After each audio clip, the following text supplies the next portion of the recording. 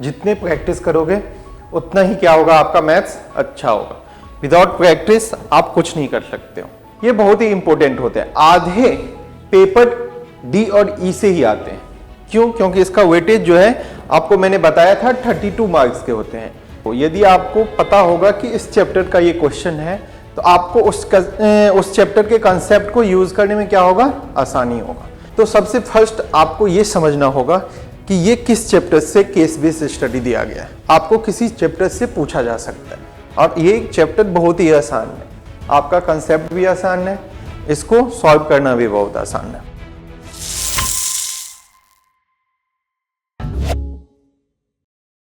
Hi everyone, मैं ऋषि स्वागत करता हूं अपने एक और नए वीडियो में। तो बच्चों कैसे हो आप लोग? आई होप कि आप लोग अच्छे होंगे।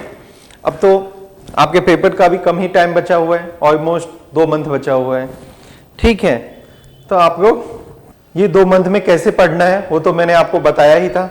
डे बाय डे अपना एक प्लान करो कि मुझे इस चैप्टर्स को कंप्लीट करना है, उस चैप्टर्स के कंसेप्ट को पढ़ो, उसके बाद क्या करो, क्वेश्चंस बनाओ। जितने प्रैक्टिस करोगे उतना ही क्या होगा, आपका मैथ्स अच्छा होगा। विदाउट प्रैक्टिस आप कुछ नहीं कर सकते हो। ठीक है ना? तो आज के वीडियो में हम लोग क्या करेंगे, हम लोग क्या कर रहे थे, PYQ क्वेश्चन कर रहे थे, मतलब प्रीवियस ईयर के क्वेश्चन डिस्कस कर रहे थे। तो उसमें हम लोग ने सेक्शन ए का कंप्लीट किया था जिसमें 20 क्वेश्चंस होते हैं MCQ। उसके बाद हम लोग ने सेक्शन बी और सी को किया। सेक्शन बी में 5 क्वेश्चंस होते हैं जो 2 मार्क्स के होते हैं। उसके बाद क्वेश्चन सी में 26 से लेके 31 तक होता है, 6 क्वेश्चंस होते हैं और 3 मार्क्स के होते हैं, उसको डिस्कस किया। आज के वीडियो में हम लोग क्या करेंगे, आज के वीडियो में हम लोग करेंगे कि ये जो है तुम्हारा डी और ई, मैंने ये बताया था ना, पूरे पेपर 5 सेक्शन में डिवाइड होते हैं, उसमें से ए बी सी हो गया, अब बच गया तुम्हारा डी और ई। ये बहुत ही इंपॉर्टेंट होते हैं। आधे पेपर डी और ई से ही आते हैं। क्यों? क्योंकि इसका वेटेज जो है आपको मैंने बताया था 32 मार्क्स के होते हैं। ये डी जो होता है 4 क्वेश्चंस होते हैं, वो ईच क्वेश्चन 5 मार्क्स के होते हैं। और जो तुम्हारा 36 से लेकर 38 तक होता है 3 क्वेश्चंस, वो होता है केस बेस्ड स्टडी, वो 4 मार्क्स के होते हैं ईच। तो हम लोग क्या करते हैं, अपना सेक्शन डी स्टार्ट करते हैं। ठीक है, सेक्शन डी स्टार्ट करने से पहले देखो परेशानियां क्या है, सबके साथ है, तुम्हारे साथ भी है, हमारे साथ भी है। तो समस्या जो है उसका 3 ही समाधान है। ठीक, कोई भी समस्या है कितना भी बड़ा है उसका 3 ही मतलब समाधान है। या तो उसको क्या करो, फर्स्ट एक्सेप्ट करो कि हाँ समस्या है, एक्सेप्ट करना सीखो, और उसको क्या करो, सेकंड है कि उसको चेंज करने की कोशिश करो, बदलने की कोशिश करो, और थर्ड में क्या है, सबसे लास्ट है कि उस समस्या को छोड़ ही दो। ठीक है ना? तो हम लोग स्टार्ट करने से पहले थोड़ी सी क्या हो गए, मोटिवेशन चाहिए ना। विदाउट मोटिवेशन आप तो पढ़ोगे ही नहीं। तो मेरा काम है आपको मोटिवेट करना। समस्याएं जो है हर किसी के जिंदगी में, तुमको मैं अच्छा दिखता होगा बट मेरे पास भी समस्या है, बहुत सारी समस्याएं हैं, वो मैं आपको बता नहीं सकता हूँ। तुम्हारे पास भी समस्या है कि ये पढ़ना है, ये सब्जेक्ट पढ़ना है, मुझे पेपर देना है, वो सारे समस्या का 3 ही समाधान है। उसको एक्सेप्ट करो, आपको पेपर देना है तो एक्सेप्ट करो, हाँ देना है। ठीक, समस्या है तो उसको क्या करो, बदलने की कोशिश करो। सबसे लास्ट में है उसको छोड़ ही दो। बट इसमें तुमको छोड़ने का कंडीशन है नहीं, क्योंकि पेपर तो देना ही है तुमको। ठीक है ना? चलो स्टार्ट करते हैं अपना डी पार्ट। हाँ तो बच्चों हम लोग स्टार्ट करते हैं अपना सेक्शन डी। ठीक है ना? डी में हम लोग कितने क्वेश्चंस करेंगे, 4 क्वेश्चंस करेंगे, और ईच क्वेश्चन का वेटेज कितना होगा, 5 नंबर। ठीक है ना? देखो 32 नंबर क्वेश्चन से आज हम लोग क्या करेंगे, डिस्कस करेंगे। तो 32 नंबर क्वेश्चन पढ़ के ये बताओ कि कौन सा चैप्टर का है। ठीक है ना? सब नीचे कमेंट करो कि sir this question is from this chapter. Chapter का नाम चाहिए मुझे। क्यों? क्योंकि आप देखो, यदि आपको पता होगा कि इस चैप्टर का ये क्वेश्चन है तो आपको उस चैप्टर के कंसेप्ट को यूज करने में क्या होगा, आसानी होगा। तो आपको ये चीज समझ में मतलब पेपर में क्वेश्चन पढ़ के ये समझ में आना चाहिए कि ये जो है क्वेश्चन किस चैप्टर से है, ठीक है। तो इससे क्या हो जाएगा, आपको कंसेप्ट यूज करना आसान हो जाएगा। चलो, क्या है 32 नंबर क्वेश्चन। 32 नंबर क्वेश्चन जो है ये आपका कौन सा चैप्टर का है, pair of linear equation in two variable, ठीक है। अब इसमें आपके माइंड में चमक गया होगा कि इसमें दो इक्वेशन बनेगा, ठीक है, उस दोनों को सॉल्व करना होगा, बस आंसर करना होगा। तो देखो, कहता है कि विजय नाम का इंसान है, आदमी है, वो क्या करता है, अपने कुछ अमाउंट को इन्वेस्ट करता है, ठीक है, और ये ए और बी में इन्वेस्ट करता है, ठीक है। ए में कुछ अमाउंट इन्वेस्ट करता है, बी में कुछ अमाउंट इन्वेस्ट करता है, बट कितना अमाउंट इन्वेस्ट करना है ये चीज गिवन नहीं है, ये तुमको क्या करना है, फाइंड आउट करना है। तो ध्यान से देखो, मैं मान लेता हूं कि ए में एक्स अमाउंट इन्वेस्ट किया, बी में कितना किया, वाई किया। इसका रेट ऑफ इंटरेस्ट दिया हुआ है कि 8%, इसका रेट ऑफ इंटरेस्ट कितना दिया हुआ है, 9%। टाइम 1 ईयर, टाइम 1 ईयर, ठीक है। और आपको यह चीज समझ में आना चाहिए कि 1 ईयर के बाद क्या होता है, सिंपल इंटरेस्ट और कंपाउंड इंटरेस्ट दोनों सेम ही होता है, ठीक है ना। तो आप जो सिंपल इंटरेस्ट का फॉर्मूला जानते हैं, SI equal to P into R into T by 100, वही आप इसमें यूज करोगे। तो अब बताओ, अब कहता है कि हाँ ये चीज भी गिवन है कि दोनों ए और बी में जो इन्वेस्ट करते हो 1 ईयर के बाद जो तुमको इंटरेस्ट देता है वो कितना देता है, 1860, मतलब 1860, ठीक है। तो अब देखो इसका इंटरेस्ट कितना हो जाएगा, x into 8 into 1 upon 100, plus में y into 9 into 1 upon 100 equal to 1860। अब इसको सॉल्व करोगे तो ये 8x बाई 100 और ये 9y बाई 100 इक्वल टू 1860, ठीक है। अब डिनोमिनेटर सेम ही है, 100 को मैं क्या करता हूं, राइट हैंड साइड ले जाता हूं, तो 8x plus 9y equal to कितना हो जाएगा, 1860, और 100 से मल्टीप्लाई होगा तो एक ही बार में कट देता हूं, कितना, 2 0 यहां पे दे दो, तो आपका ये इक्वेशन बन गया, एक इक्वेशन तो बन गया। अब सेकेंड इक्वेशन क्या कहता है वो देखो, अब कहता है ए और बी के अमाउंट जो है अभी एक्स और वाई, अब इसको इंटरचेंज कर दो, मतलब वाई अमाउंट आप यदि ए में इन्वेस्ट करते हो और एक्स अमाउंट यदि बी में इन्वेस्ट करते हो, तो इसका जो 1 ईयर के बाद इंटरेस्ट होगा वो 20 बढ़ जाएगा, मतलब अभी 1860 है तो कितना बढ़ेगा, 20, मतलब 1880 हो जाएगा, ठीक है।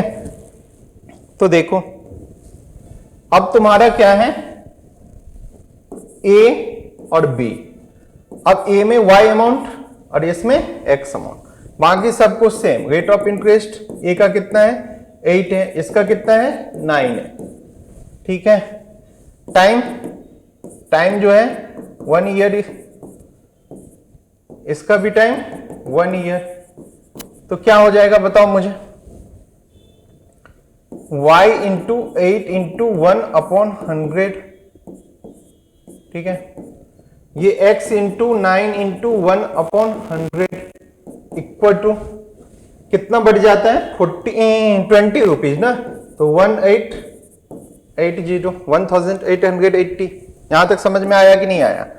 अब यहां पे क्या हो जाएगा, 8y प्लस में 9x, 100 को अभी इधर कर दो तो 1880, 2 0 दे दो, ये दूसरा इक्वेशन हो गया। यहां तक समझ में आया कि नहीं आया, सो बताओ, आया समझ में, एक मिनट रुक जाओ। फर्स्ट इक्वेशन क्या आया था वो देख, 8x plus 9y equal to 186,000, ठीक है। अब मैं क्या करता हूं, बट देख क्या चेंज हुआ है वो देख दोनों इक्वेशन में। 8 एक बार x का कोफिशिएंट था और 9 जो था y का कोफिशिएंट था। अब ये इंटरचेंज हो गया, मतलब फिर ये जो 8 है वो y का कोफिशिएंट हो गया, 9 जो है x का। तो ऐसा यदि इक्वेशन हो तो क्या करो, अब एक बार ऐड करो, ठीक है। तो ऐड किया तो कितना हो गया बताओ, 8x और 9x ऐड होगा तो 17x। उसके बाद क्या होगा, 9y है और ये 8y है, तो कितना हो जाएगा 17y इक्वल टू, दोनों को ऐड करो, कितना है 8186 30 18830, यहां पे 0 0 0, ठीक है 37430, ठीक है। इसको आप थर्ड इक्वेशन मान लो, ठीक है, समझ में आया। अब क्या करो, अब एक बार 1 - 2 कर दो, एक बार ऐड करना है, एक बार क्या करना है माइनस करना है। तो ध्यान से देखो, यदि आप 8x में से किसको माइनस करोगे 9x को, तो कितना होगा, एक काम करूं मैं 2 - 1 कर दूं, उससे क्या होगा आपका निगेटिव बच जाएगा। एक काम दे 2 - 1 कर दो, 2 - 1, तो ये जो है सेकेंड इक्वेशन, ये 9x है और उसमें 8x है, तो कितना हो जाएगा x हो जाएगा। उसके बाद देख, ये है तुम्हारा 8y है और ये 9y है, तो 8y में से 9y जाएगा तो -y हो जाएगा। अब क्या है 18830 माइनस करोगे कितना हो गया 2000 आ गया। इसको कौन सा इक्वेशन, इक्वेशन नंबर 4 मान लो। अब जो तुम्हारा आया है थर्ड इक्वेशन और क्या आया है फोर्थ इक्वेशन, इसमें क्या करना है तुमको, थर्ड इक्वेशन को और भी कुछ कर सकते हैं क्या, हाँ 17 यदि कॉमन लोगे तो x plus y equal to कितना हो जाएगा 374,000। यहां से x प्लस वाई कितना आ जाएगा, 17 से डिवाइड कर दोगे तो बताओ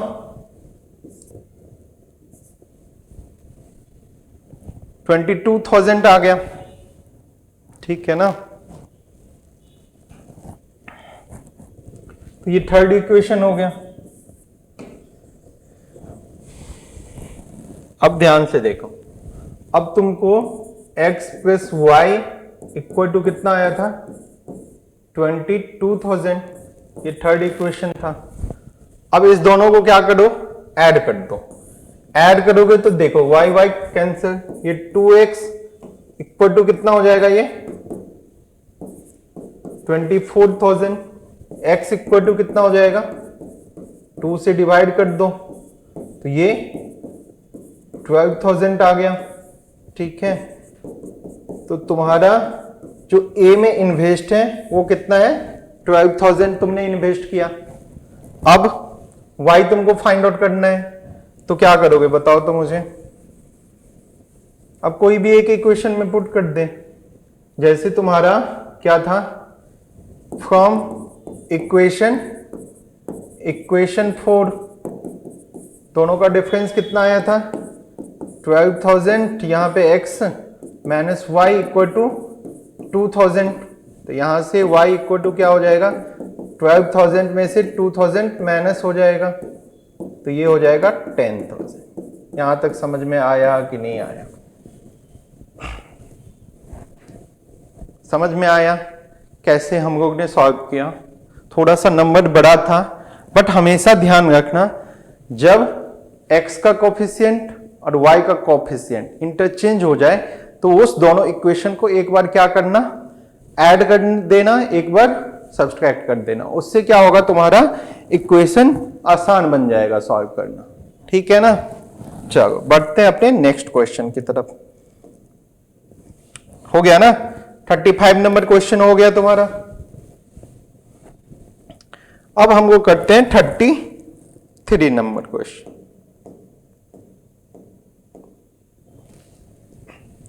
अब देखो, अब इसमें कितने क्वेश्चन बचे हुए हैं, 33, 34, 35। ठीक है, इसमें देखो आपका 33 में ए और बी, या तो ए बनाओ या तो बी बनाओ, ये भी ऑप्शन होता है। ठीक है, तो आपको क्या करना है, दोनों क्वेश्चंस को पढ़ना है, जो आसान हो उसको बनाना है। बहुत सारे बच्चे क्या करते हैं, जो उस दोनों में मुश्किल है उसको बनाना स्टार्ट कर देते हैं, बाद में जाके उनका बनता नहीं है। जब देखते हैं तो उनका टाइम भी समाप्त हो जाता है, और सेकंड क्वेश्चन क्या होता है, आसान होता है। ठीक है, तो ये सब चीज आपको अभी से क्या करना है, पता करना है क्वेश्चन पढ़ के, तो वही क्या होगा, पेपर में भी वही आप काम करोगे। तो देखो 33 का ए नंबर, ए जो है वो क्या कहता है, ध्यान से देखो।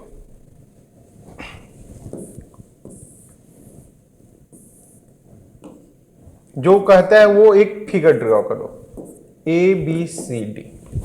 अब इसमें क्या कहते हैं, डायगोनल जो है बी डी वो इंटरसेक्ट करता है द लाइन सेगमेंट ए ई, यहां से ए ई से कहीं से है, वो इंटरसेक्ट करता है एफ पॉइंट पे। ठीक है, अब आपको प्रूव दैट करना है, ध्यान से देखना, D F into E F equal to F B into F A. ठीक है, कहीं ना कहीं डी एफ, कौन सा है डी एफ बताओ, डी एफ ये है, उसके बाद ई एफ ये है, एफ बी ये है, एफ ए ये।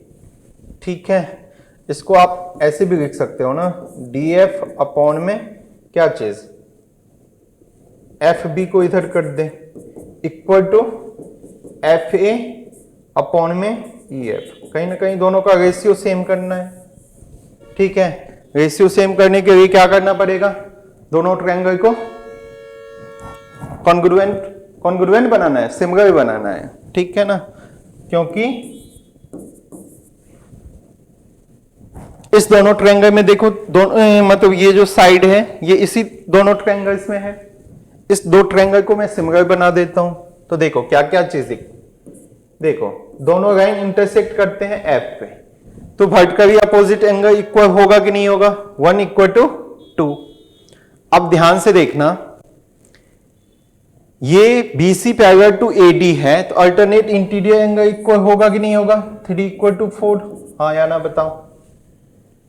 बस आपको कैसे बनाना है ये चीज मैंने आपको बताया हुआ है। इसको बनाने के लिए क्या करना होता है, सबसे पहले गिवन, क्या आपको गिवन दिया हुआ है। ठीक है, इसके भी नंबर मिलते हैं, 5 नंबर के क्वेश्चन है, डायरेक्ट आप प्रूव नहीं कर सकते हो। सबसे इसको प्रूव करने के लिए है कि सबसे फर्स्ट में आपको स्टेप क्या करना है, गिवन, उसके बाद टू प्रूव दैट, क्या आपको प्रूव करना है। उसके बाद यदि कंस्ट्रक्शन की जरूरत है तो आप उसमें क्या करोगे, कंस्ट्रक्शन भी करोगे। ठीक है, उसके बाद आप उसका प्रूफ करोगे। तो ठीक है, कोई बच्चा का प्रूफ नहीं भी हुआ फिर भी 5 मार्क्स में क्या होगा, उसको 3 मार्क्स तो दे ही देंगे पेपर में। तो यहां तक समझ, मैंने गिवन टू प्रूव दैट सबने लिखा, बस मेन पॉइंट अभी लिख दिया हूं, तुमको मुझे बताना है। अब ध्यान से देखो, अब कोई भी दो ट्रायंगल्स में दो एंगल्स क्या है, इक्वल है, तो क्या होगा, दोनों सिमिलर हो जाएगा ए से।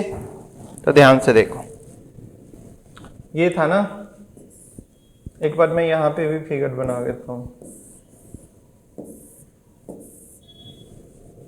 ए बी सी डी,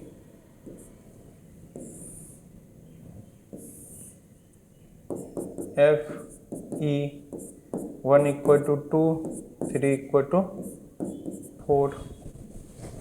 तो देखो ग्रुप में मैंने क्या कहा, दोनों ट्रायंगल में जो क्या नाम है, A F D and B F E में 1 equal to 2 vertically opposite angle, ठीक है।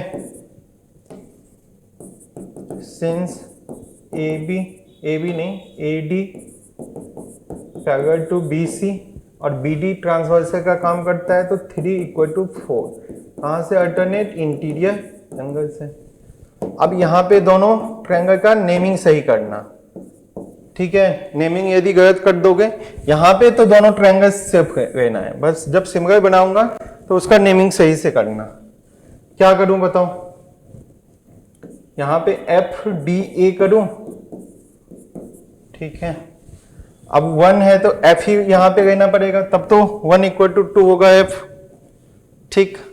उसके बाद डी के जगह पे डी किसके इक्वल है, बी के, तो बी रहना पड़ेगा और उसके बाद ई रहना पड़ेगा, ठीक है। ए और ई इक्वल हो जाएगा।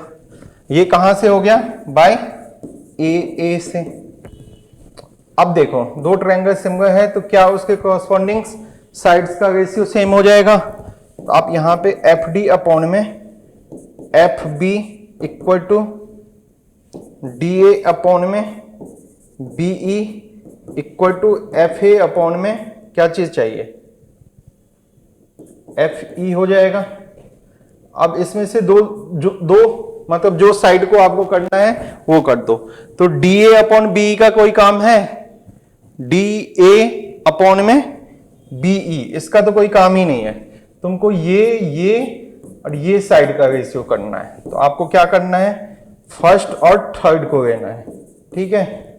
ये भी समझ में आना चाहिए। अब कोई बच्चा कहेगा कि डी ए अपॉन में बी, भाई उसको चाहिए ही नहीं मुझे, तो क्यों लूंगा वो 1 एंड 3 से क्या हो जाएगा, एफ डी अपॉन में एफ बी इक्वल टू हो जाएगा एफ ए अपॉन में एफ ई। अब क्रॉस मल्टीप्लाई कर दो, F B into F A equal to F D into F A. तुम देखो यही तुमको प्रूफ डेट करना है कि नहीं करना है, एफ बी इंटू में F A, F B into में एफ ए है। उसके बाद क्या करना है, डी एफ इंटू में ई एफ, डी एफ लिखो या एफ डी लिखो, इंटू में एफ ई या ई एफ लिखो, सही है कि नहीं है। तो हैंस प्रूव्ड। बात समझा कि नहीं समझा, कैसे हम लोग ने बनाया, ठीक है। चलो बढ़ते हैं नेक्स्ट क्वेश्चन की तरफ। अब इसमें एक क्वेश्चन ए और बी भी है ना, ठीक, बी भी पार्ट है। तो ये तो तुम्हारा हो गया,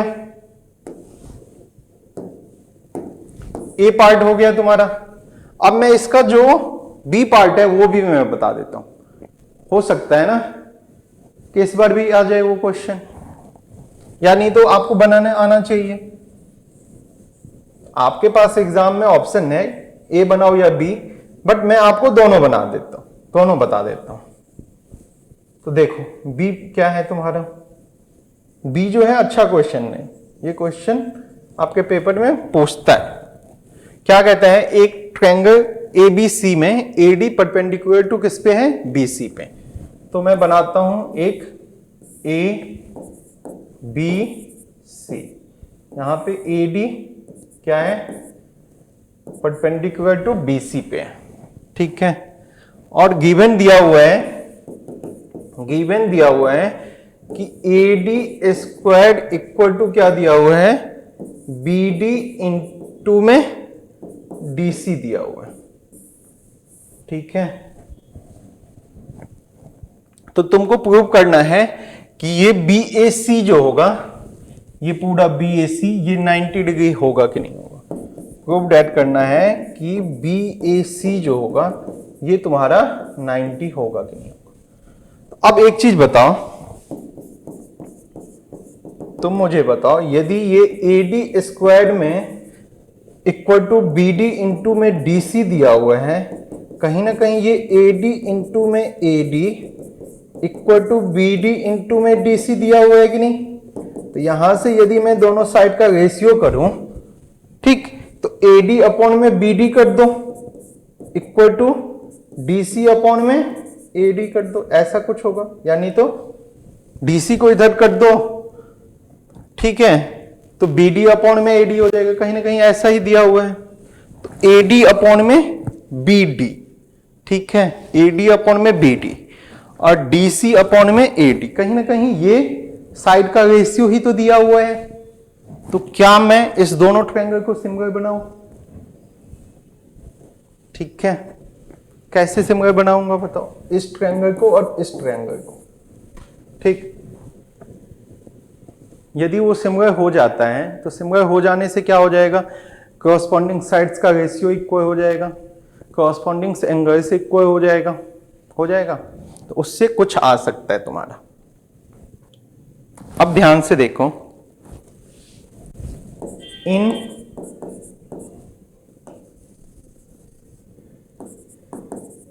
ट्रायंगल किस में, ABD और ADC में, AD क्या है, ADB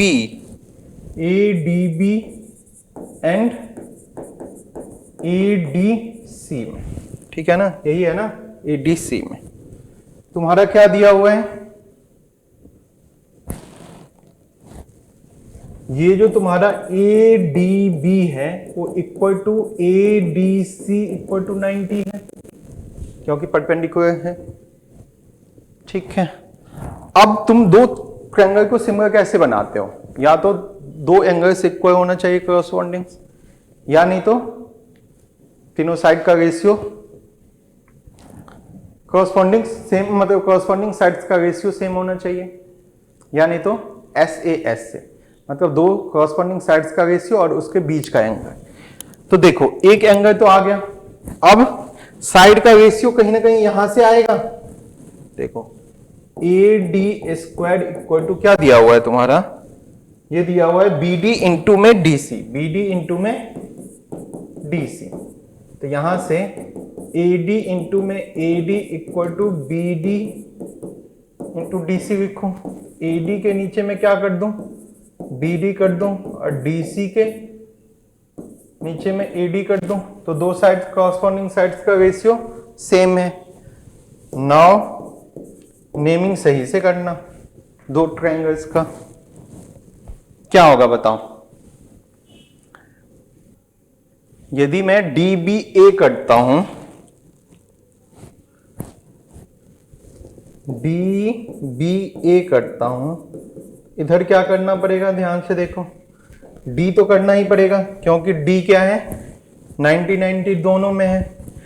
उधर का दो जो है A और C, यहां पे यदि AC रखूं तो ध्यान से देखो तो DB अपॉन में DA, कंडीशन सही है। उसके बाद DA, ठीक है, अपॉन में BD,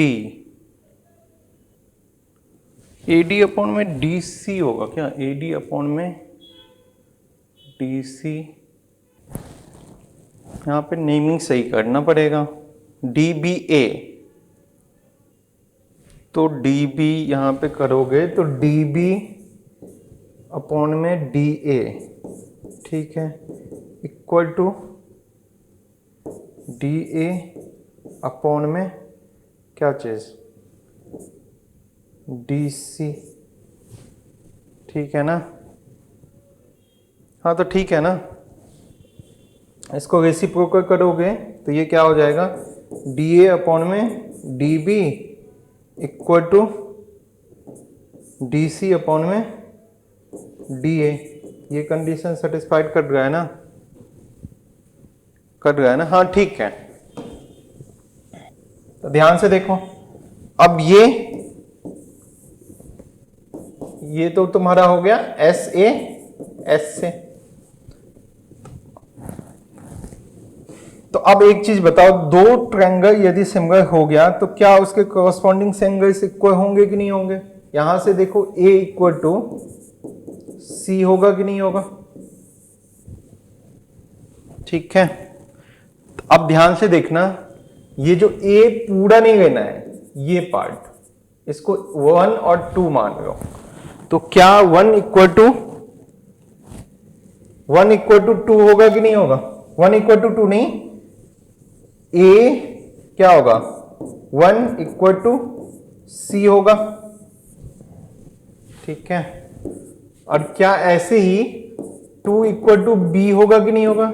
cp st से।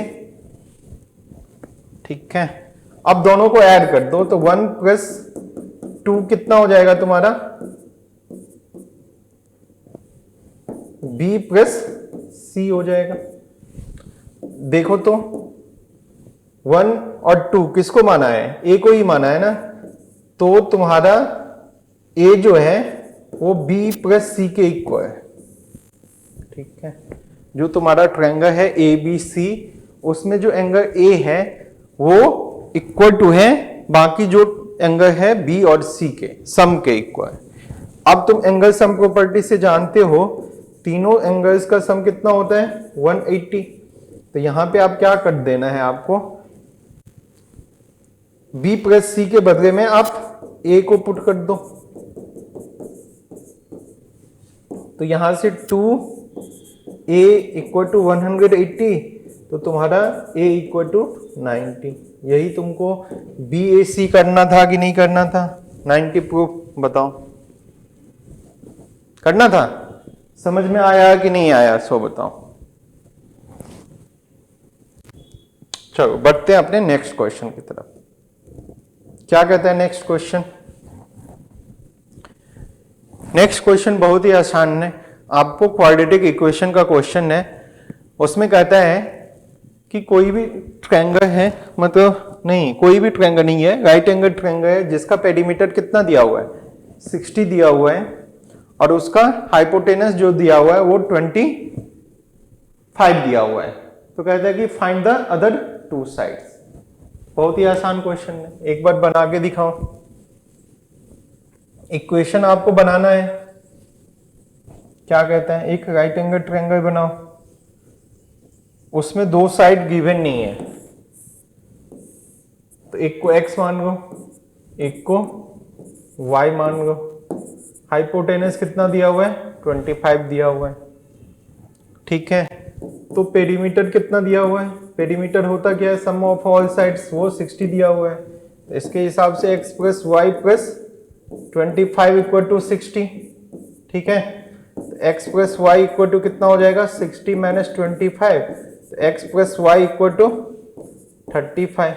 यहां से आप क्या करो, y को x के टर्म में लिखो। बात समझा कि नहीं समझा? तो y equal to 35 minus x आ गया। अब एक और इक्वेशन चाहिए, ये तो 2 वेरिएबल है ना, लीनियर इक्वेशन इन 2 वेरिएबल है, तो ये तो सॉल्व ही नहीं होगा, इसका इनफिनिट सॉल्यूशन होता है। तो एक और सॉल्यूशन, मतलब इक्वेशन कहां से आएगा? वो आएगा पाइथागोरस थ्योरम से। क्या होता है? हाइपोटेनस का स्क्वायर जो होता है वो बेस का स्क्वायर प्लस परपेंडिकुलर स्क्वायर होता है। तो x square plus y square equal to 25 का स्क्वायर। तो एक्स स्क्वायर, वाई को आप लिखोगे तो 35 माइनस एक्स, यहाँ पे 1 वेरिएबल बना दो, ये हो जाएगा 6 to 5। यहां से सॉल्व करोगे तो एक्स स्क्वायर प्लस 35 का स्क्वायर कितना होता है? 1225 माइनस 70x प्लस में एक्स स्क्वायर इक्वल टू कितना हो जाएगा? 6 to 5। यहां तक समझा कि नहीं समझा? हाँ या ना बताओ। अब यहां से क्या होगा? एक्स स्क्वायर, अब 6 to 5 को लेफ्ट हैंड साइड लाओगे तो कितना हो जाएगा? ये बताओ, 600 हो जाएगा। और ये अच्छा एक्स स्क्वायर 2x स्क्वायर हो जाएगा। एक मिनट रुक जाओ, 2x स्क्वायर माइनस 70x और प्लस 600 इक्वल टू 0। ठीक है, क्या इक्वेशन बन गया? 2x स्क्वायर माइनस था क्या, minus 70x plus 600 equal to 0। 2 common लेते हो तो x square minus 35x plus 300 equal to 0। यहां से x square minus 35x plus 300 equal to क्या हो जाता है, 0 हो जाता है। अब इस क्वाड्रेटिक इक्वेशन को आपको सॉल्व करना है। सॉल्व करोगे तो मिडिल टर्म स्प्लिटिंग से होगा, देखो तो हाँ 20x माइनस 15x करोगे तो 35, दोनों को मल्टीप्लाई करोगे तो 300, ठीक है ना। यहां से x कॉमन तो x माइनस 20 माइनस 15 तो x माइनस 20 इक्वल टू कितना हो जाएगा, 0। तो यहां से x माइनस 20 और x माइनस 15 इक्वल टू 0, तो यहां से क्या हो जाएगा, x 20 और 15 हो जाएगा, ठीक है। तो आपको ये समझना होगा कि ये जो ABC राइट एंगल ट्रायंगल है इसमें 25 सेंटीमीटर हाइपोटेनस है। तो यदि तुम बेस 20 लेते हो तो तुम्हारा ये हाइट कितना हो जाएगा, 15 सेंटीमीटर। और यदि तुम इसको 15 सेंटीमीटर लेते हो तो ये क्या हो जाएगा, 20 सेंटीमीटर। दोनों कंडीशन सही है, ठीक है ना। एक बार यदि बेस 20 लेते हो तो उसका परपेंडिकुलर कितना हो जाएगा, 15। और यदि बेस को 15 लेते हो तो परपेंडिकुलर कितना हो जाएगा, 20। This is your final answer. समझ में आया कि नहीं आया? बहुत ही आसान क्वेश्चन था। अब देखो इसका जो बी पार्ट है वो भी मैंने बहुत बार करवाया है, एनसीईआरटी का ही क्वेश्चन है, ठीक है। ये भी क्वाड्रेटिक इक्वेशन का ही है, ठीक। ये भी मैं बता देता हूं, एक बार खुद से बनाने की कोशिश करो। एक काम करता हूं, रुक जाओ। क्या कहता है, एक ट्रेन है वो कितना डिस्टेंस कवर करता है, 480 किलोमीटर यूनिफॉर्म स्पीड। ये ध्यान रखना कि उसका स्पीड जो है चेंज नहीं होगा, यूनिफॉर्म है, ठीक है, कांस्टेंट है, जो स्पीड है वही है। If the speed has been 8 kilometre per hour less then it would have taken 3 hours more to cover the same distance, find the speed of the train. तो मैं क्या करता हूं, स्पीड को क्या मान लेता हूं कि x किलोमीटर पर आवर है, ठीक। डिस्टेंस कितना जाना है इसको, डिस्टेंस जाना है 480 किलोमीटर, ठीक है। तो अब टाइम कितना होगा बताओ तो मुझे। यदि आपको 480 किलोमीटर जाना है x किलोमीटर पर आवर के स्पीड से तो उसका टाइम कितना होगा, मतलब आप कहोगे कि डिस्टेंस अपॉन में क्या होता है सर, स्पीड होता है, तो इतना आवर। तो इसको मैं T1 मान लेता हूं। T1 जो है तुम्हारा 480 अपॉन में x आवर। ऐसे ही अब कहता है कि न्यू स्पीड जो है वो क्या है, 8 किलोमीटर पर आवर कम कर दो इसके स्पीड को, तो x minus 8 kilometre per our, ठीक है। डिस्टेंस तुमको सेम डिस्टेंस जाना है 480 किलोमीटर। अब कहता है कि टाइम जो होगा उसका कितना हो जाएगा, 480 अपॉन में x माइनस 8 आवर। अब कोई मुझे बताओ कि T1 को ज्यादा टाइम लगेगा या T2 को। तुम कहोगे सर जिसका स्पीड कम होगा उसको ज्यादा टाइम लगेगा, ठीक है। मतलब यहां पे T2 क्या होगा, T1 से बड़ा होगा, T1 का स्पीड बड़ा है तो उसको कम टाइम लगेगा। तो क्वेश्चन क्या कहता है, ध्यान से देखो। कहता है कि if the speed had been 8 kilometre less then it would have taken 3 hours more to cover. मतलब दोनों का डिफरेंस 3 आवर का है। तो देखो, तो आपको क्या करना है, T2 minus T1 equal to 3 our करना है। तो T2 कितना, 480 अपॉन में x माइनस 8 माइनस 480 अपॉन में x इक्वल टू 3। यहां तक समझ में आया कि नहीं आया? यहां पे बच्चे मिस्टेक करते हैं, आपको ये चीज समझना पड़ेगा कि सर किसका टाइम ज्यादा, जिसका स्पीड क्या होगा, कम। जिसका स्पीड ज्यादा उसको टाइम क्या होगा, कम होगा। तो कहता है कि दोनों का डिफरेंस जो है वो 3 आवर का है यदि आप स्पीड को कम कर देते हो। तो सबसे पहले किसका टाइम लिखना पड़ेगा तुमको, T2 का, क्योंकि T2 टाइम क्या होता है, अधिक रहता है ना। तो अधिक में से कम को माइनस करोगे तो वो डिफरेंस कितना है, 3 आवर्स का।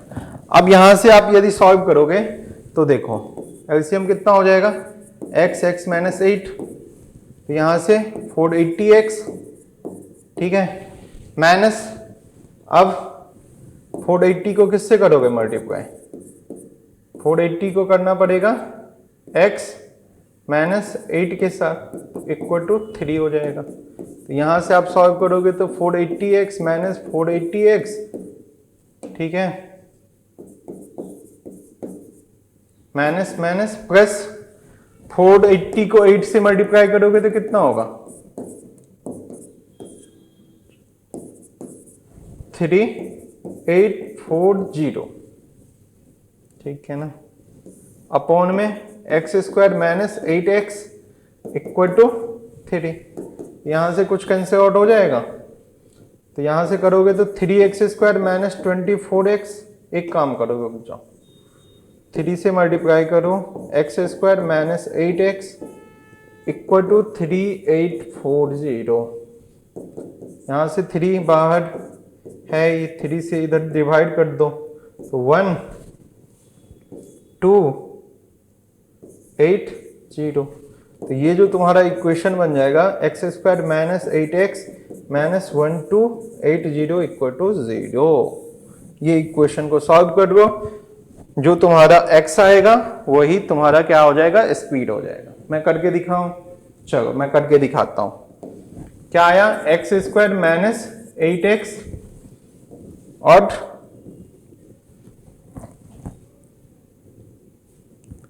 माइनस 1280, यही है ना तुम्हारा इक्वेशन। अब मिडिल टर्म स्प्लिटिंग से ही करते हैं, हो जाएगा शायद। अब तुमको क्या करना है, माइनस 1280 का 2 फैक्टर करना है, जिसका सम क्या आना चाहिए, माइनस 8 आना चाहिए। तो देखो तो 40 और 32 होगा कि नहीं होगा, 40 माइनस 40 करना पड़ेगा और इसको प्लस रखना पड़ेगा। तो देखो तो सम करोगे तो 8 आएगा, मल्टीप्लाई करोगे तो देखो तो कितना आएगा, आएगा। तो आप क्या करो, माइनस 40x प्लस में 32x माइनस 1280, यहाँ से x कॉमन, तो x minus 40 plus 32 x minus 40, तो क्या होगा x माइनस 40 और ये x प्लस 32 इक्वल टू 0।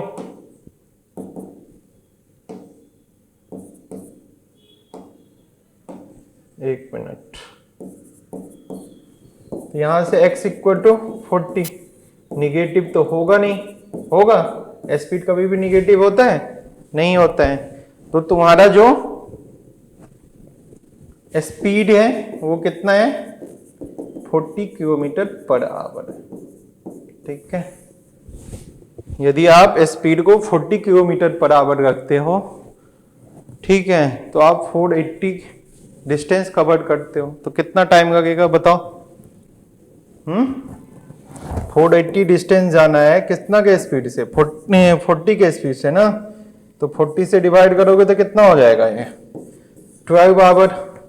यदि आप इसके स्पीड को क्या कर देते हो, 8 कम कर देते हो ना, तो ये कितना हो जाएगा, 32। तो अब डिवाइड होगा तो कितना हो जाएगा, अब स्पीड को कम कर देते हो कितना से, एक मिनट देख, 8 से, तो 40 माइनस 8 कितना होगा, 32। तो डिस्टेंस तो सेम है ना, तो 480 अपॉन में 32, तो कितना आवर लग जाएगा इसको, 15 आवर्स। यदि कम स्पीड में करते हो तो दोनों का डिफरेंस देखो, ये 15 आवर्स रहता है और ये 12 आवर रहता है, तो दोनों का डिफरेंस देखो तो 3 आवर का है कि नहीं है। तो कहीं ना कहीं मेरा आंसर सही है। आप ऐसे चेक भी कर सकते हो, इस टाइप के क्वेश्चन को आप आसानी से चेक भी कर सकते हो कि हमारा आंसर सही है कि नहीं है। बात सही है ना, यदि स्पीड अधिक से गया तो कम टाइम लगा, स्पीड यदि कम कर दिया तो ज्यादा टाइम लग गया। तो देखो तो दोनों का डिफरेंस 3 आवर्स का है, तो मेरा आंसर सही है। चलो देखो,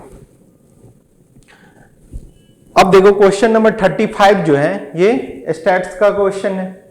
इसमें एनसीईआरटी का सेम टू सेम क्वेश्चन है, बट एनसीईआरटी में क्या है ना, तुमको बस मीन दिया हुआ है, एफ फाइंड आउट करना था, एक फ्रीक्वेंसी फाइंड आउट करना है। उसके बाद इसमें क्या किया है, ऐड कर दिया कि एफ तो निकालना ही है, एक फ्रीक्वेंसी तो फाइंड आउट करना ही है, उसके बाद गिवन डेटा का क्या करना है, उसको तुमको मोड फाइंड आउट करना है। तो ये थोड़ा सा आपको टाइम टेकन दे दिया, बाकी कुछ नहीं। इसका आंसर भी याद ही होना चाहिए। एफ कितना आया था तुम्हारा, कुछ याद है? एफ 20 आया था शायद। चलो देखो,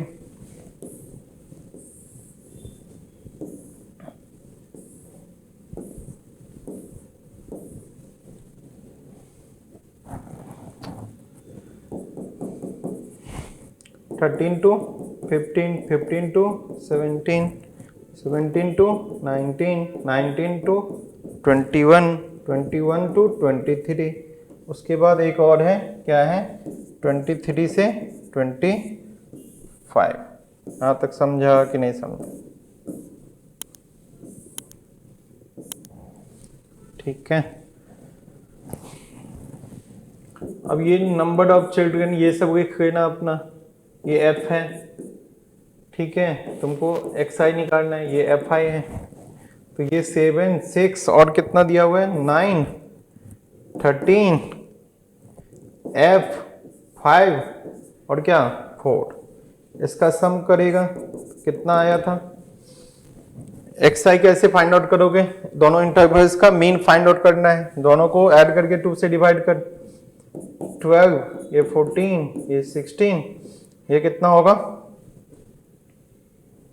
18, ये 20, 22 और 24। अब तुमको क्या चाहिए, एफ आई एक्स आई। इसको डायरेक्टली मेथड से बनाते हैं, ठीक है।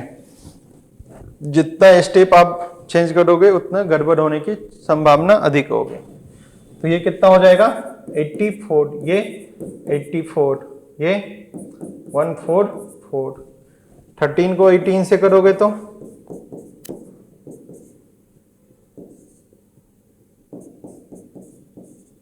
234 ना। अब ये कितना होगा 20f, ये 1110 और ये 96। अब तुम्हारा काम में कि सारे नंबर को एक साथ ऐड करो, उसमें वेरिएबल को ऐड कर दे। तो ये शायद 44 प्लस कितना आएगा 20f आएगा, ठीक है। ये कितना आया था, summation of F I X आई,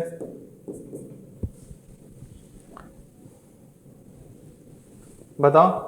84 84 कितना हो जाएगा 168, ये 144, 234, 110, 206। अब इसको ऐड कर दें 752, 752 अब प्लस में 20f, ठीक है। अब देख x मीन क्या होता है, summation of F I X I upon में समेशन ऑफ एफ आई। ये 18 दिया हुआ है, ये कितना आया है 752 अब प्लस में 20f अपॉन में 44 प्लस 20f ना। अच्छा नहीं, f आएगा इसमें, सिर्फ इसमें 20f नहीं आएगा, सिर्फ f आएगा ना, क्योंकि f ही है ना वेरिएबल। अब ध्यान से देख, 18 44 क्रॉस मल्टीप्लाई कर दो, 752 प्लस 20f, ब्रैकेट को हटाओ, 18 को 44 से करोगे तो कितना होगा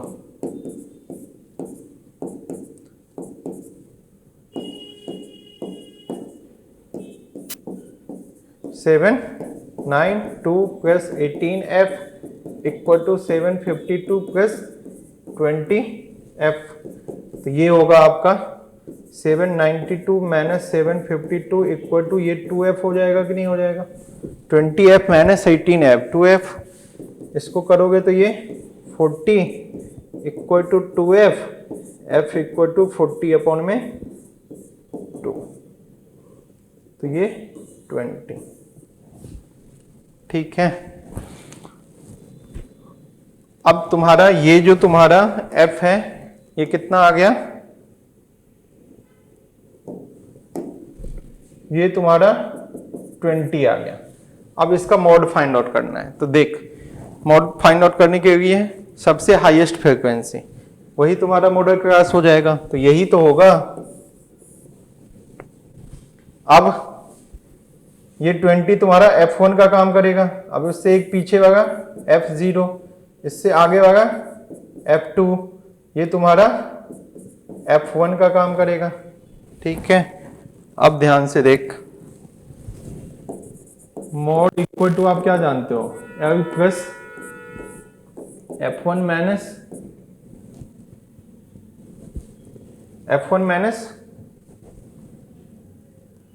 F0 by 2F1 minus F0 minus F2 into में H ना। अब ये कितना होगा, F1 कितना है तुम्हारा, अच्छा मीडियम क्लास का ये जो लोअर लिमिट तुम्हारा 19 हो जाएगा, 19 plus F1 minus F0, F1 कितना है तुम्हारा 20, 20 माइनस 13 है ना F0,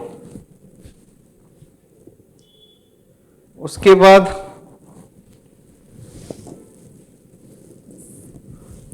2F1, तो 2 into 20 minus F0, 13 minus F2 कितना 2 ना, F2 5 है, F2 5 इंटू में कितना हाइट है 2 का, ठीक है। ये 19 प्लस ये 7 अपॉन में 40 माइनस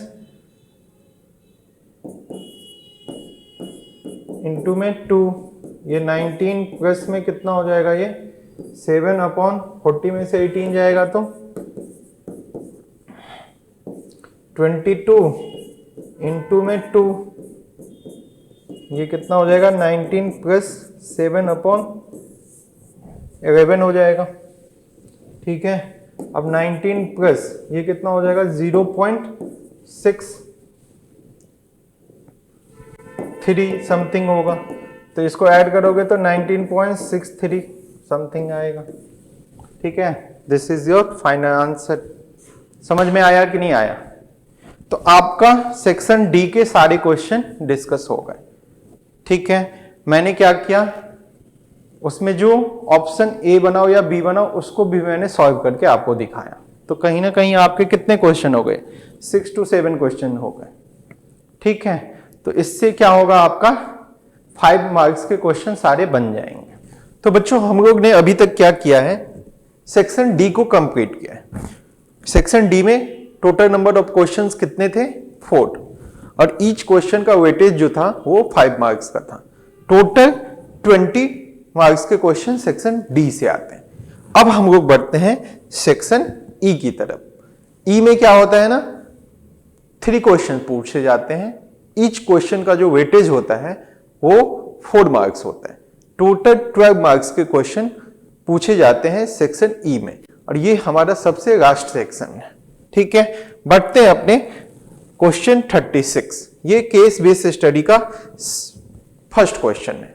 ठीक है, इसमें आपको स्टेटमेंट बेस्ड होता है, उस पर कुछ क्वेश्चन पूछ लिया जाता है। तो सबसे फर्स्ट आपको यह समझना होगा कि ये किस चैप्टर से केस बेस्ड स्टडी दिया गया है। आपको किसी चैप्टर से पूछा जा सकता है। ठीक है, बट कुछ चैप्टर्स ऐसे हैं जिसके केस बेस्ड स्टडी पूछे ही जाते हैं। जैसे कि आपका ये हो गया एपी का। एपी में क्या होता है, केस बेस्ड स्टडी क्वेश्चन भी पूछे जाते हैं। तो आपका फर्स्ट क्वेश्चन है एपी का केस बेस्ड स्टडी। ठीक है, आप क्वेश्चन को पढ़ो, समझो क्या कहता है। एक ट्रैक है with each round being 300 metres to make the event more challenging and engaging the organiser क्या करता है, decide to increase the distance of each. ठीक है, सबसे फर्स्ट का जो डिस्टेंस है वो कितना है, 300 मीटर। अब जैसे जैसे ये बढ़ता है वैसे वैसे 50 मीटर बढ़ाते जाओ। तो कहता है कि सेकंड जो है ये हो जाता है 350, ऐसे ही 400। तो ये क्या, ये एक एपी है कि नहीं है? क्यों? क्योंकि इसका कॉमन डिफरेंस क्या है, सेम है। मतलब डी कितना है, 50 50 50 बढ़ता है। तो ये एक एपी है। ठीक है, यहां तक आपका यही है, दो total number of rounds plan is 10, मतलब टोटल नंबर ऑफ राउंड्स जो प्लान करता है कि 10 राउंड मतलब करना है। ठीक है, अब उसके बेस पे कुछ क्वेश्चन पूछ लिया गया है, what right the fourth, fifth and sixth term of the AP. ठीक है, अब तुम्हारा इसका A4 पूछा हुआ है और A5 पूछा है और क्या पूछा है, A6 पूछा है। ठीक है, तो A4 क्या होगा, A प्लस 3D, A कितना है 300 और प्लस 3 इंटू 50, तो ये 300 प्लस 150, तो 450 मीटर का। ठीक, फर्स्ट राउंड का जो डिस्टेंस था वो कितना था 300 का, सेकेंड का कितना था 350 का, थर्ड का क्या था 400 का, और फोर्थ का कितना हो जाएगा, फिर से 50 ऐड कर दो तो 450। ऐसे ही आप बताओ A5 कितना होगा, A5, A4 में क्या आप करो, A4 में आप D को ऐड कर दो, तो 450 में 50 को ऐड कर दो तो 500 मीटर का फिफ्थ राउंड हो जाएगा। समझ में आया कि नहीं आया। अब ऐसे ही A6 पूछा है तो A6 क्या हो जाएगा, A5 में D को ऐड कर दो, तो A5 कितना है 500, उसमें 50 को ऐड कर दो तो कितना हो गया 550 मीटर। बात समझा कि नहीं समझा। आपका कहता है कि फर्स्ट ऐसे टोटल राउंड मारना है 10, उसमें कहता है कि फर्स्ट राउंड का जो डिस्टेंस है वो 300 है, और कहता है कि नेक्स्ट जो राउंड होगा वो 50 मीटर बड़ा होगा, तो 300 है तो 350, ऐसे ही फिर से 50 मीटर बढ़ेगा, तो ऐसे करके आपको A4, A5 और A6 निकालना था। ठीक है, समझ में आया। अब क्या कहते हैं, determine the distance of the 8th round. अब 8 राउंड में क्या होगा बताओ, A8 निकालना है, मतलब A प्लस 7D निकालना है, तो A कितना है 300 प्लस 7 इंटू 50, तो 300 प्लस कितना 350, तो ये टोटल हो जाएगा आपका 650 मीटर का हो जाएगा। बात समझ में आया कि नहीं आया। बहुत ही आसान था, दिखाई देगा तुम लोगों को। एक मिनट, यदि नहीं दिखाई देगा है तो यहां से देखो A8 कितना हो जाएगा, A प्लस 7D, तो A कितना था 300 प्लस 7 इंटू 50, तो ये 300 प्लस 350, तो टोटल कितना हो जाएगा 650 मीटर का। तुम्हारा जो 8 राउंड होगा उसका जो डिस्टेंस होगा वो कितना हो जाएगा 650 मीटर का। ठीक है, समझ में आया, आसान क्वेश्चन था। अब क्या कहते हैं, ए हो गया, बी हो गया, इसका थर्ड जो है उसमें ए और बी में पूछा हुआ है, या तो फर्स्ट बनाओ या तो सेकंड बनाओ। तो फर्स्ट में क्या कहता है, find the total distance run after completing all 10 rounds. ठीक, कहता है कि यदि अब तुम क्या करोगे, 10 राउंड तुमको टोटल मारना है, उसका पूरे का डिस्टेंस तो कहीं ना कहीं सम निकालना है तुमको, तो तुमको S10 निकालना है। तो S10 कितना हो जाएगा, n/2 2a plus n-1 into D. ठीक है ना, तो 10/2 2 इंटू 300, ये थर्ड का क्या था तुम्हारा a था। n एक ही बार में कर दूं, यहां पे 10-1 करोगे तो 9 इंटू कितना हो जाएगा ये d 50, तो ये 5, ये आपका 600, ये 450, तो आप ऐड करोगे तो कितना होगा 5 600 और 450, तो 1050 मल्टीप्लाई करोगे तो 0 कितना हो गया तुम्हारा 5250 मीटर।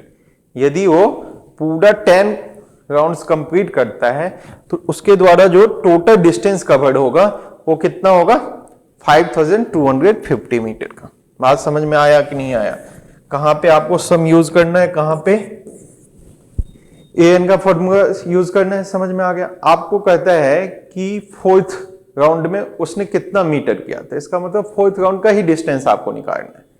यदि फिफ्थ का पूछ रहा है तो फिफ्थ राउंड में कितना, तो इसके लिए आपको A5 निकालना है। यदि 8वां राउंड में वो कितना डिस्टेंस कवर्ड किया तो A8 निकालना है। अब कहता है कि पूरा 10 राउंड कंप्लीट कर लिया तो वो टोटल कितना डिस्टेंस कवर्ड किया, इसके लिए आपको पूरे का सम निकालना है, तो SN का फॉर्मूला यूज करना है। ठीक है, अब ध्यान से देखो सेकंड क्या कहता है, if a runner complete only the first 6 round what is the total distance, तो ए मतलब अब तुमको S6 निकालना है।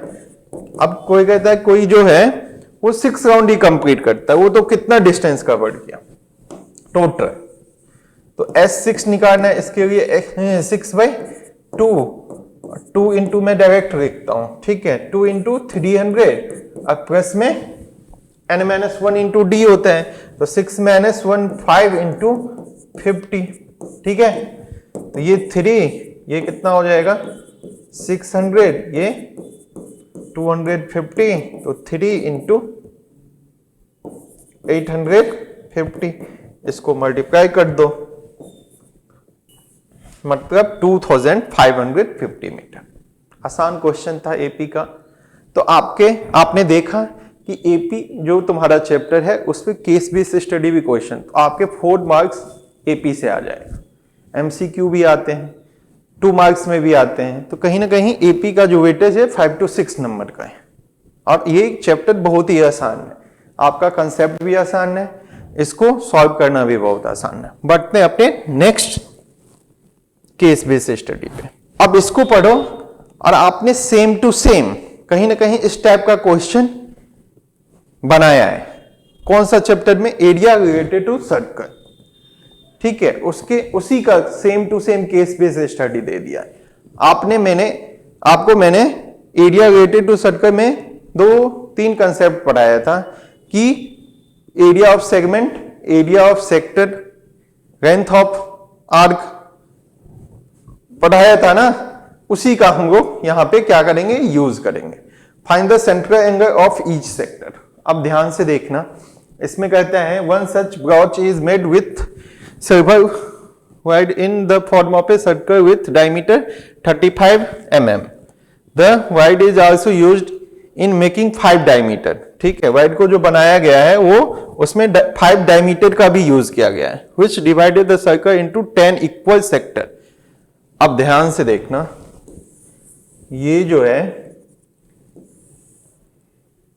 कितने डायमीटर से बना है, 2 हो गया, 3 हो गया, 4 हो गया, एक और कहीं से पास करवा दो, ठीक है, इक्वल है, ध्यान से देना, मतलब ये। तो यहां पे जो है सेंटर पे जो है, सेंटर पे कितना एंगल बनता है बताओ, 360 का। अब कहता है कि ये 10 इक्वल पार्ट में डिवाइड है, मतलब ये जितना है उतना ही ये, ठीक है, ये बना नहीं है इक्वल, बट यहां पे दिया हुआ है कि ये इक्वल है, ठीक है, तुम इसको बराबर बनाना। अब बताओ सेंटर पे 360 का एंगल बनता है, 10 इक्वल पार्ट में है, तो यहां पे जो सेंटर पे एंगल बनेगा ईच सेक्टर का, वो कितना का बनेगा, 36 का बनेगा कि नहीं बनेगा? तो फर्स्ट क्वेश्चन तो तुम्हारा आसानी से बन गया, उसमें कुछ समझना ही नहीं था, ठीक है। आपको दिया हुआ है कि इसमें जो टोटल सेक्टर्स हैं 10 सेक्टर है, देख रहा है ना, सर्कल इनटू 10 इक्वल सेक्टर। आप जानते हो कि सेंटर पे जो बनता है 360 का बनता है, तो 10 इक्वल सेक्टर है, इसका मतलब सेंटर पे जो है ईच सेक्टर का जो सेंटर पे एंगल बनेगा वो 36 का बनेगा, ठीक है। सेकंड में क्या कहता है, find the length of the arc ACB। यहां पे ध्यान से देखना, यहां पे ये ECB है, यहां से है कि नहीं है, ये आपको मैंने पढ़ाया था लेंथ ऑफ आर्क क्या होता है। अब मान लो यही तुम्हारा ACB है, वो ऊपर में दिया हुआ है, मैं यहां पे तुमको मान लेता हूं ACB है, ठीक है।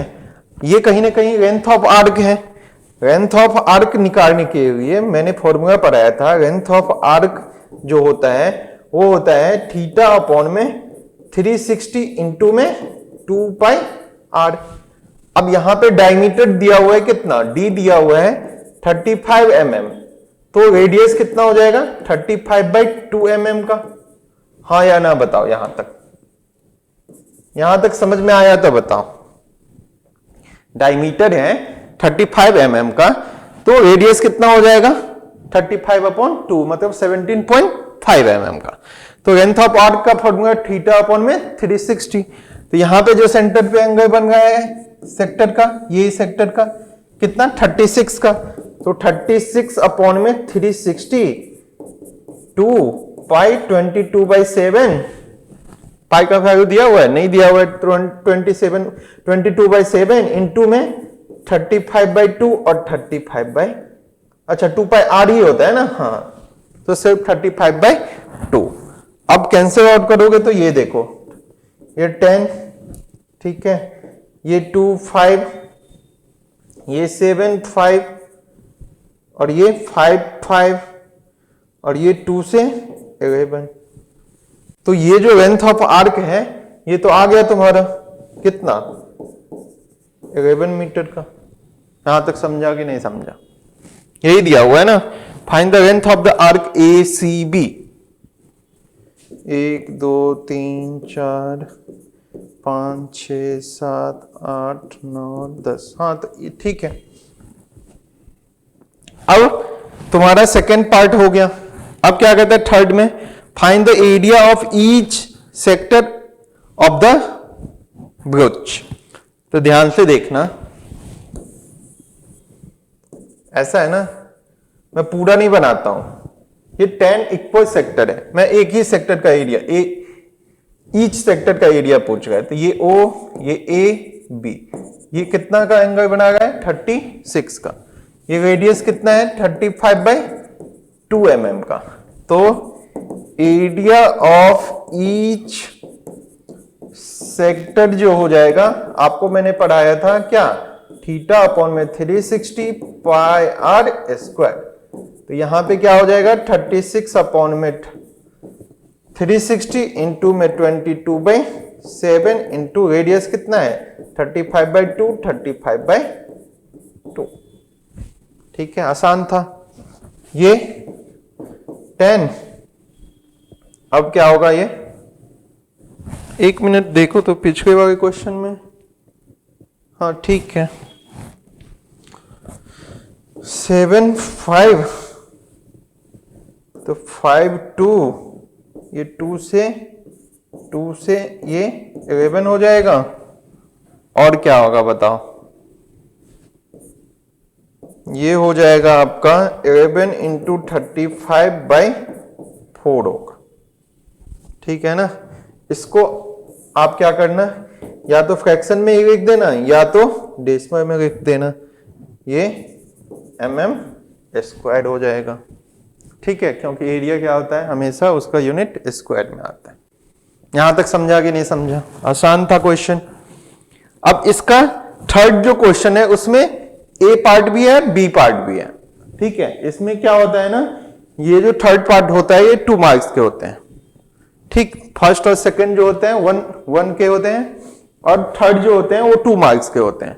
तो आपको इसमें ऑप्शन भी दिया रहता है कि ए बनाओ या बी बनाओ। तो कहता है कि find the total length of the silver well used, मतलब एक ये बनाने में उसमें कितना लेंथ का सिल्वर वेल यूज हुआ है। ठीक है, कैसे बनाएंगे बताओ? ये पूरा जो तुमको बनाना है ऐसा, इसको बनाने के लिए आप ध्यान से देखना, ये पूरा लेंथ होगा। ठीक, और क्या होगा, इसको कितने डायमीटर से मिलकर बना है 5 डायमीटर। तो क्या करूं मैं, इस फ्लावर को बनाने के लिए मैं पूरे का सरकमफ्रेंस प्लस में 5 डायमीटर कर दूं, तो उतना वाइड क्या होगा उसमें यूज्ड होगा। तो ध्यान से देखो, क्या था, total length of the server, total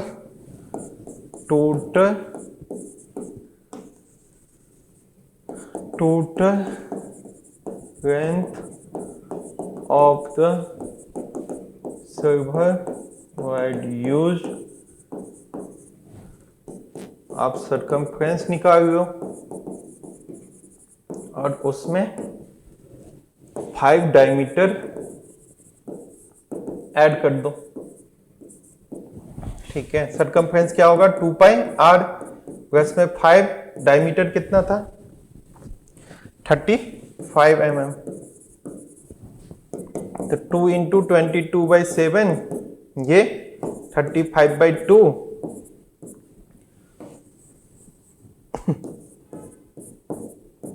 plus में इसको मल्टीप्लाई करोगे तो ठीक है 7 5, 2 से 2 कैंसिल, तो ये कितना हो गया 22 इंटू 5 प्लस में 175, ये कितना हो जाएगा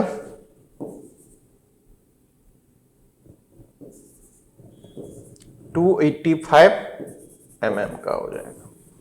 मतलब इतना mm का वाइड क्या होगा, इसको बनाने में यूज्ड होगा। आसान क्वेश्चन था। बढ़े आगे, समझ में आया कि नहीं आया, एक बार देख लो।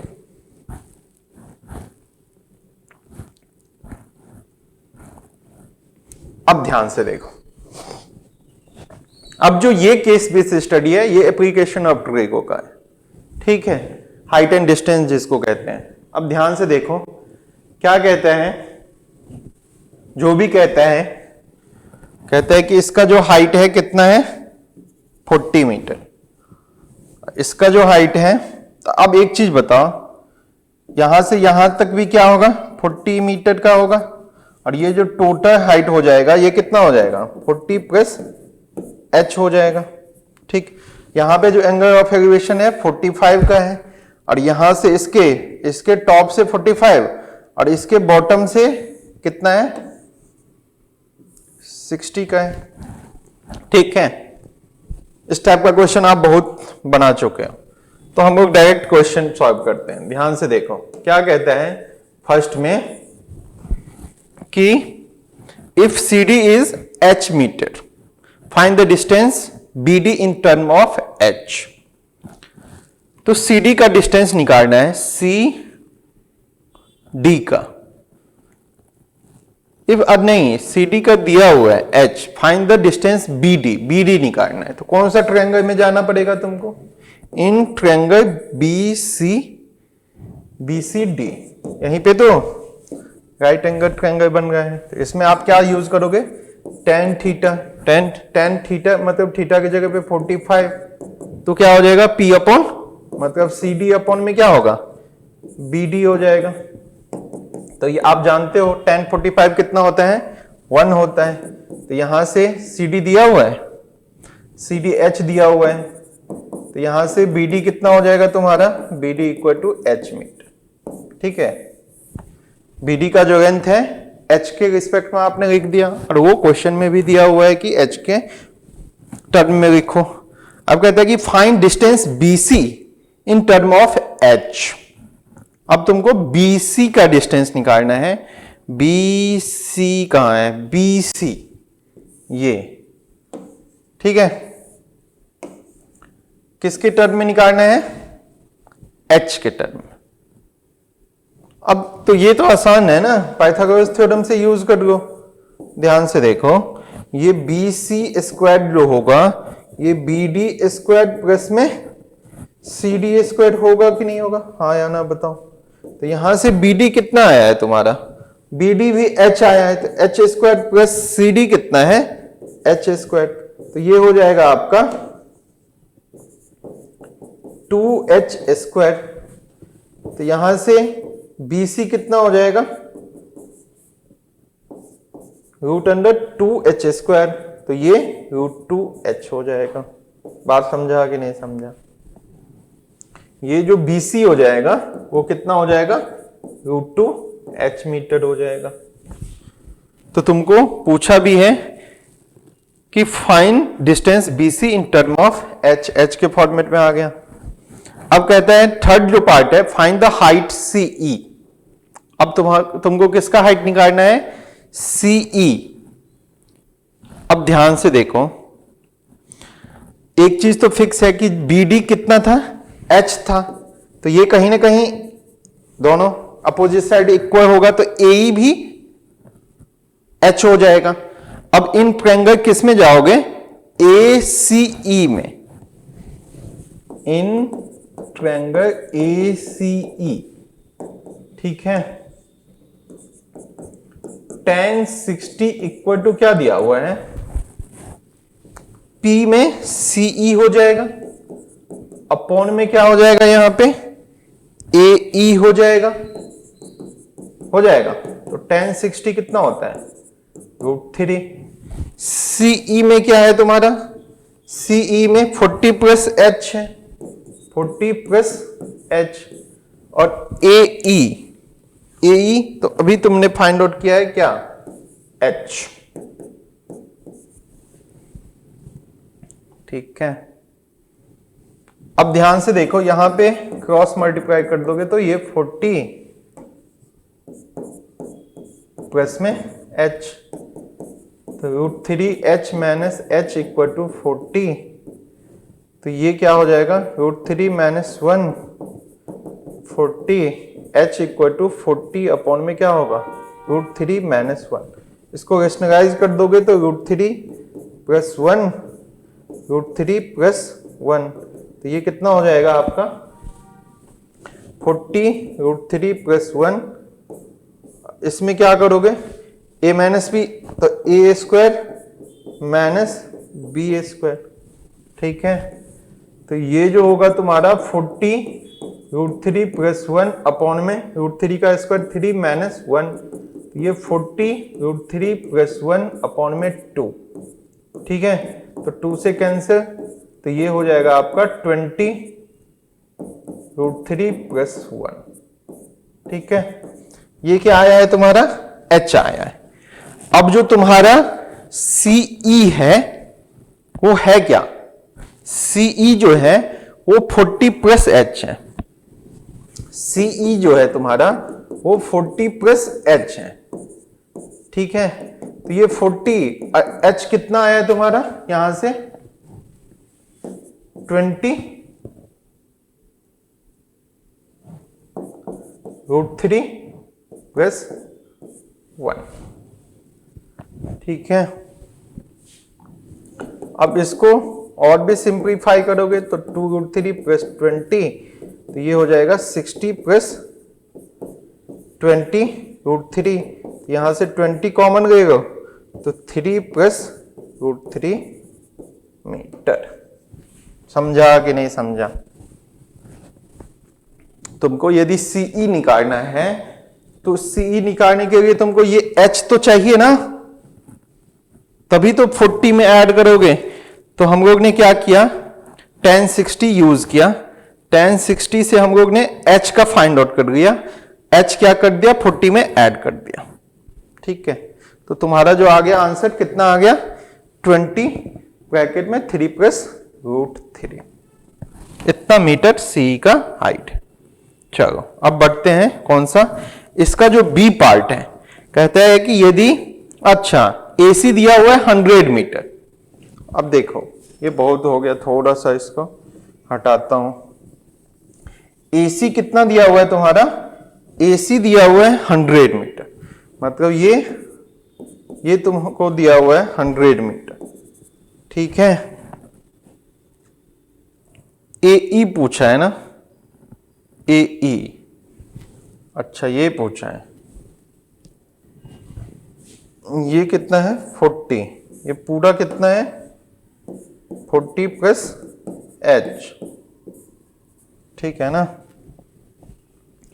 तो आप एक काम करो, तुमको AE निकालना है, तो हम लोग P/H, चलो ठीक है, sin 60 यूज करते हैं। तो तो साइन थीटा क्या होता है, पी अपॉन मतलब सी अपॉन क्या होगा, ए सी होगा कि नहीं, सी अपॉन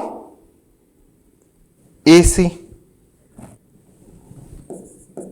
तो साइन 60 कितना होता है, √3/2 इक्वल टू सी है 40 प्लस एच, ए सी कितना है 100, तो यहां से 50, तो ये हो जाएगा 50√3 इक्वल टू 40 प्लस एच। यहां से एच कितना हो जाएगा तुम्हारा बताओ, 50√3 माइनस 40 इक्वल टू एच। तो यहां से 10 कॉमन लेते हो तो ये 5√3 माइनस 4 हो जाएगा, ये एच हो जाएगा। ठीक है, अब हम लोग क्या करते हैं, tan 60 यूज करते हैं। ठीक है, tan 60 जो यूज करोगे तो वो क्या होता है, P अपॉन बी, सी ई अपॉन में,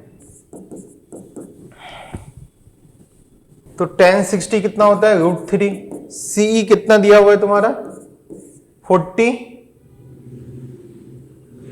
प्लस में h, और ये ए ई हो जाएगा। तो यहां से आप यदि करोगे तो A E equal to 40 plus H upon में √3 हो जाएगा। अब यहां पे क्या करो आप, 40 प्लस एच कितना आया तुम्हारा, tan 5√3 माइनस 4 अपॉन में √3। ठीक है, इसको सॉल्व करोगे तो कितना हो जाएगा, ये 40 प्लस में 50√3 माइनस 40 अपॉन में √3, तो ये 40 तो कैंसिल आउट ही हो जाएगा, ये 50√3/√3, तो ये जो तुम्हारा आ जाएगा ये 50 मीटर आ जाएगा। बात समझ में आया कि नहीं आया? तो बच्चों आज का वीडियो हम लोग यहीं पे समाप्त करते हैं। आज के वीडियो में हम लोग ने क्या किया, जो तुम्हारा डी और ई सेक्शन बच गया था उस सारे क्वेश्चन को क्या किया, डिस्कस किया। ठीक है, फिर भी किसी बच्चों को कोई भी क्वेश्चन में डाउट हो तो वो नीचे कमेंट कर सकते हैं। ठीक है, वीडियो आप लोगों को अच्छा लगा हो तो वीडियो को अधिक से अधिक क्या करो, शेयर करो अपने दोस्तों के साथ। चैनल में यदि आप नए हो तो चैनल को क्या करो, सब्सक्राइब करो, जिससे क्या होगा, नए नए वीडियो का क्या होगा, आपके पास नोटिफिकेशन आता रहेगा। ठीक है, thank you for watching this video, have a nice day, bye bye, take care.